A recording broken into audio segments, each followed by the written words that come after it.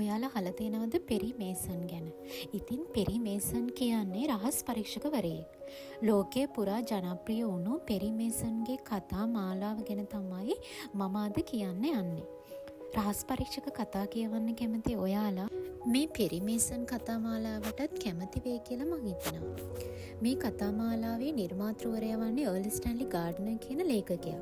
පෙරි mason මුලින්ම පාඨකයන්ට හඳුන්වා දීලා තියෙන්නේ 1933 දී The Case of the Velvet Cloth කියන නවකතාවෙන්. පෙරි මේසන් නවකතා 80කට වඩා වැඩි ගණනක් තියෙනවා. මේ කතා මාලාව ලිව්ව අර්ල් ස්ටැන්ලි ගාඩ්නර් තමා ඔහුගේ කාලයේ සිටිය වැඩිම නවකතා පිටපත් අලෙවුණ ඇමරිකානු ලේඛකයා වන්නේ.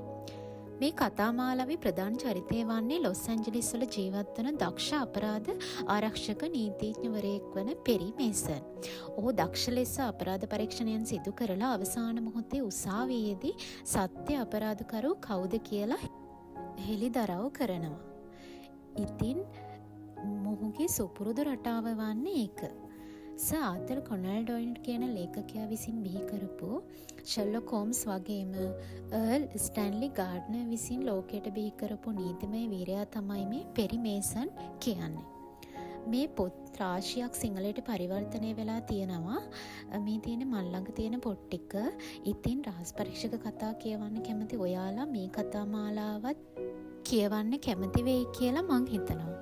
ඉතින් පෙරි මේසන්ගේ පොත් කියවලා තියෙන අය ඔයාලා ගොඩක් කැමති කතාව මොකක්ද කියලා කමෙන්ට් එකක් දාන්න. ස්තුතියි.